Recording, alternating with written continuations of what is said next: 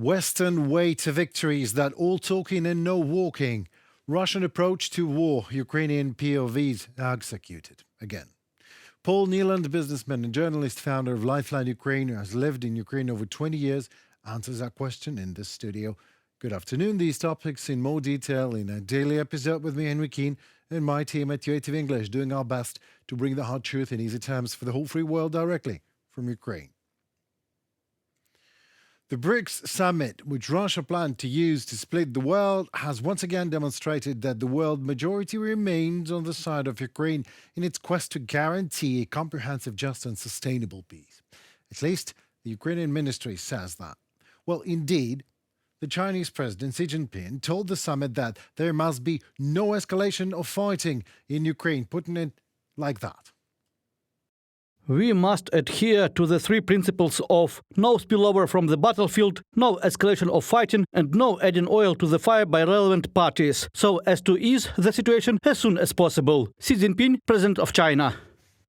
And there goes massive talking. The Brazilian president, Luiz Inácio Lula da Silva, who never even visited Brics, called from Brazil for avoiding escalation and initiating peace negotiations, whatever that means. Without referring to any specific conflict, the Indian Prime Minister, Narendra Modi, also raised his voice in a call for peace. We support dialogue and diplomacy, not war, said Captain Obvious, Indian president, and shook hands with the Iranian president. Yeah, that one who sells drones to Russia.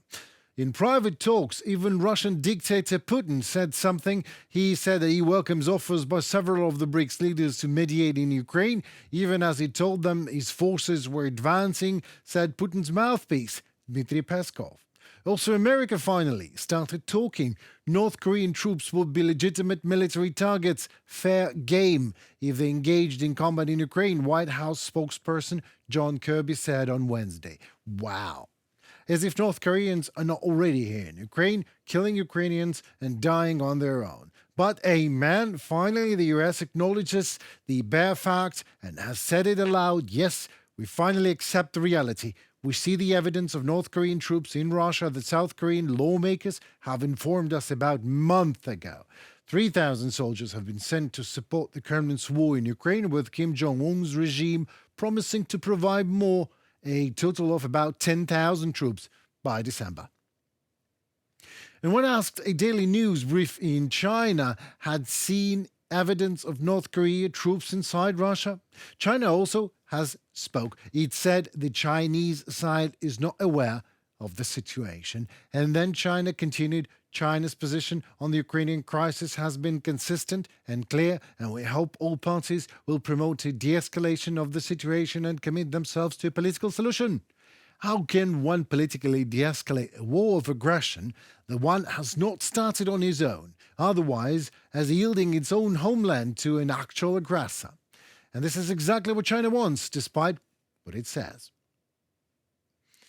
Well, everybody knows how it goes. Everyone is lying, and China is lying too. Of course, this is politics. Not only should it know, China, about what's up in North Korea, and how North Korea meat fodder has been bought by Moscow to kill and die in Ukraine.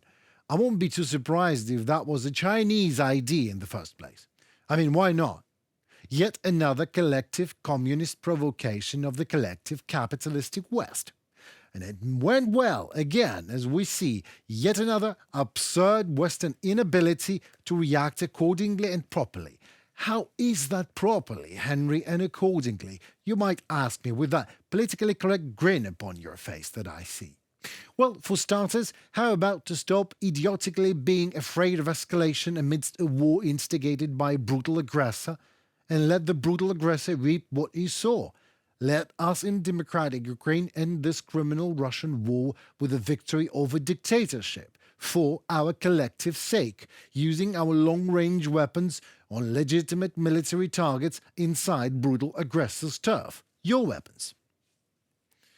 Or just find your balls, dear collective West, to tell us frankly, we in the West do not really practice what we preach. And we are not ready to actually stand for the human values we proclaim so loudly. That means we in the West have been trading with Putin before his criminal war against these valleys, and we will be doing so after it, whatever the outcome of the war is. Truth be told, we in the West actually are trading with Putin right now as we speak. Hear that air raid alert? Well, know this, dear Ukraine, and we mean every Russian missile has our collective Western components in it.